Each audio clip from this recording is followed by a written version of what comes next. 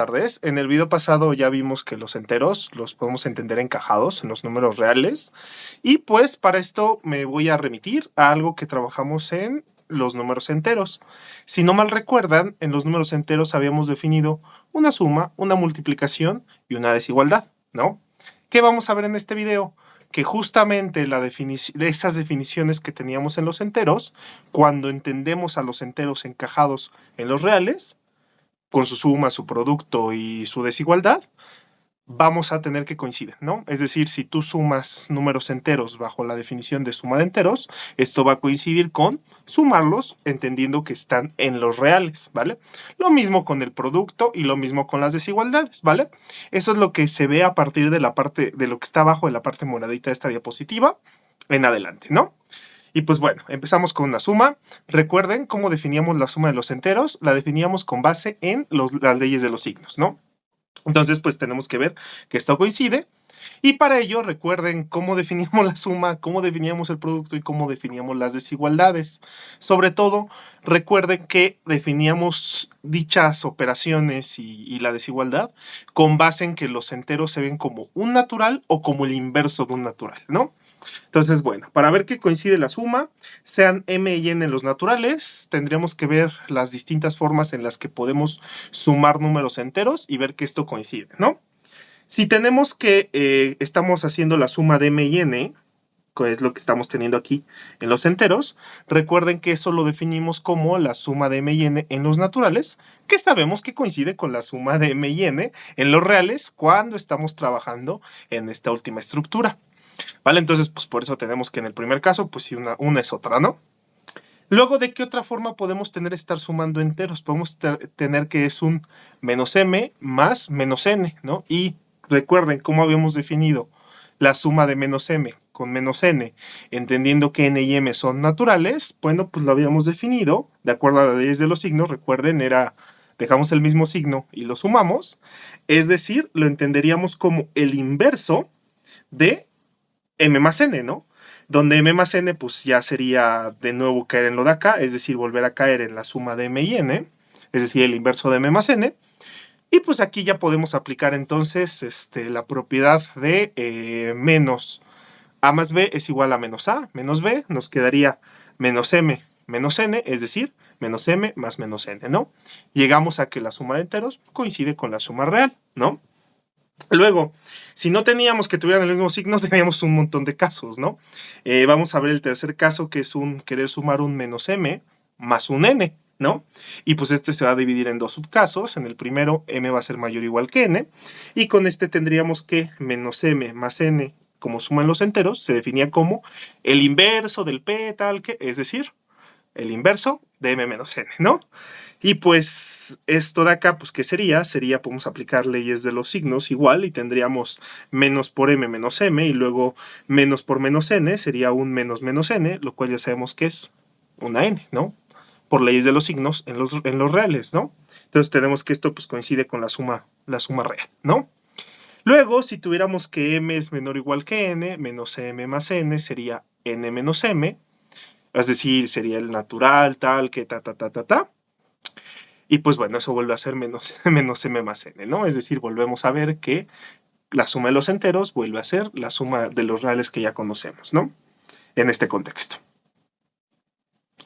Luego, pues tenemos el caso de querer sumar un m más un menos n, ¿no? Y de nuevo, pues tendríamos que, si n es menor o igual que m, entonces m más menos n sería m menos n, es decir, sería el natural, tal que, y pues esto te quedaría como m más menos n vuelve a ser la suma real, ¿no? Y si tienes n menor o igual que m, pues tendrías que m más menos n sería menos n menos m, ¿no? Es decir, el natural, tal que volvemos a aplicar leyes de los signos y vemos que vuelven a coincidir, ¿no? Es decir, justamente, pues sí tenemos que la suma de los enteros va a ser la suma real. Y con eso ya no tenemos ningún tipo de inconveniente. Para el producto es un poco de lo mismo, ¿no? Sean n y m los naturales, hay que ver de qué formas distintas se puede presentar el producto de n y m, ¿vale? Pues bueno, si queremos multiplicar n y m enteros, teníamos por definición que eso era multiplicar n y m naturales, que sabemos que coincide con n por m, ¿vale? Voilà, sin problemas, ¿no? Luego menos n por m, como lo habíamos definido como el inverso de n por m, es decir, la multiplicación natural, la cual coincide con la multiplicación en los reales, y entonces tenemos que esto sería igual a menos n por m, y ya teníamos que menos ab era igual a menos a por b, entonces por lo tanto obtenemos que esto es menos n por m en los reales, ¿no?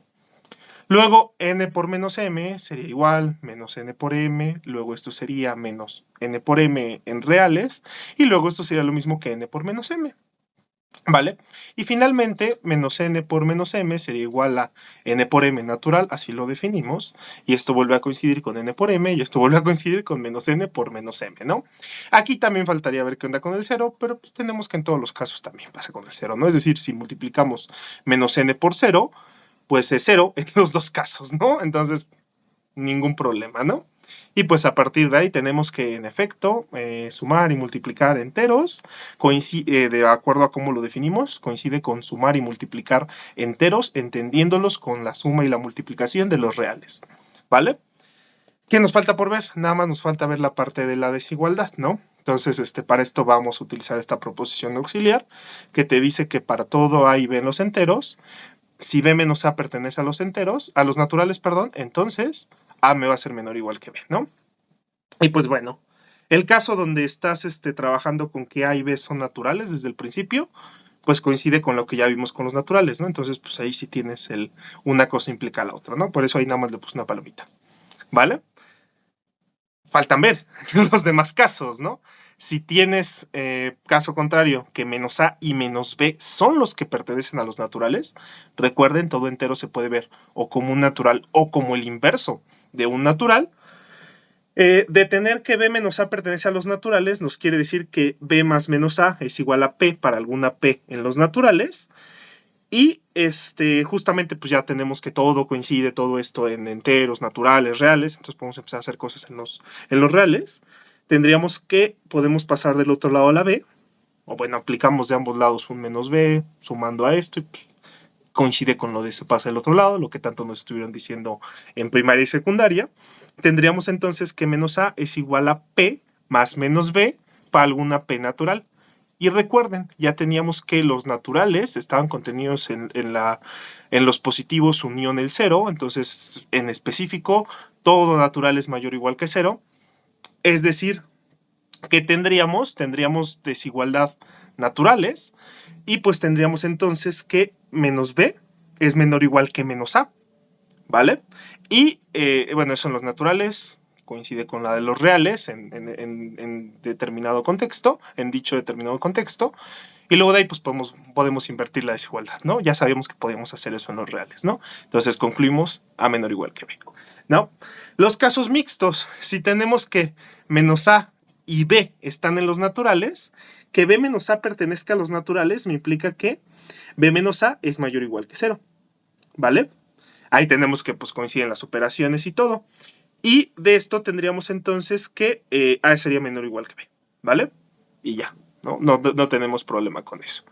Luego, si tenemos que A y menos B están en los naturales, que B menos A pertenezca a los naturales quiere decir que B más menos A es igual a P para alguna P en los naturales. Pasamos del otro lado y tendríamos que 0 es igual a A más menos B más P con esos tres elementos, números naturales, ¿no? ¿Qué tenemos? Tenemos la suma de tres naturales que te da 0. Y recuerden, ya habíamos visto que si sumas naturales y te da 0, quiere decir que cada uno de ellos es 0, ¿no? Entonces obtienes que A menos B y P son igual a 0. Pues entonces en específico sí se da 0 menor o igual que 0, ¿no? Entonces, voilà, ya lo tenemos. El último caso que tengamos que, ya lo había abarcado, ¿no? Menos A y menos B están en los naturales. Lo tenemos arriba, ¿no? Entonces no le preste atención a ese, ¿vale? Entonces, bueno, ya con eso ya tenemos los casos importantes abarcados, ¿no? Sí, de hecho ese era el caso 5, pero bueno, entonces ese ya lo tenemos, ¿no? Entonces, ahora sí, con base en eso, recuerden, decimos que A es menor o igual que B en los enteros, si B menos A está en los naturales, ¿no? Y con eso vamos a poder ver que vas a tener desigualdad de los enteros y va a ser lo mismo que desigualdad en los reales, ¿no? ¿Vale? Proposición, A menor o igual que B en los enteros, sí, solamente sí, A es menor o igual que B, si acaso quieren, pueden ponerla ahí en los reales, ¿no? Pero como la desigualdad la definimos en general, pues nada más puse A menor o igual que B, ¿no? Y tenemos que, y para la demostración de esto, tenemos que es menor o igual que B en los enteros, si solamente si B menos A pertenece a los naturales, y ya vimos que eso me implica que es menor o igual que B. Entonces ya tenemos la primera parte de la doble implicación. Para la otra parte, si tenemos que A es menor o igual que B, ¿esto qué quiere decir? Que 0 es menor o igual que B menos A. ¿Y esto qué me va a querer decir?